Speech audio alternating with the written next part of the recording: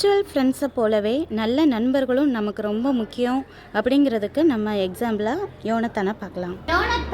யோனத்தான் வந்து ரொம்ப பெரிய பலசாலி. நல்ல யுத்தத்துலலாம் பார்த்தா நிறைய பேரை கொள்கிற அளவுக்கு நல்ல ஸ்ட்ராங்கானவர்.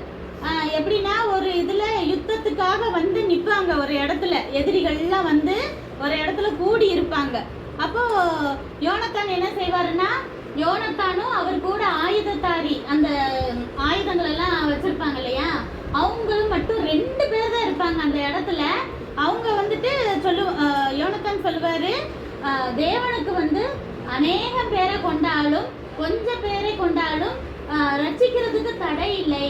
அதாவது தேவன் ரட்சிக்கணும், ஒரு நாட்டை காப்பாற்றணும்னு நினைச்சிட்டாருன்னா யுத்தத்துல நிறைய ஆள் இருந்தாதான் காப்பாற்றணும்னு இல்லை, கொஞ்சம் பேரை வச்சிருந்தா கூட அவரால் என்ன செய்ய முடியும், காப்பாற்ற முடியும். ஏன்னா தேவனோட வல்லமை தானே ஒரு யுத்தத்துல ஜெயிக்க வைக்கும் அப்படின்னு சொல்லிட்டு நம்பி 2 பேர் யுத்தத்துக்கு போய் நீங்க பார்த்துருக்கீங்களா?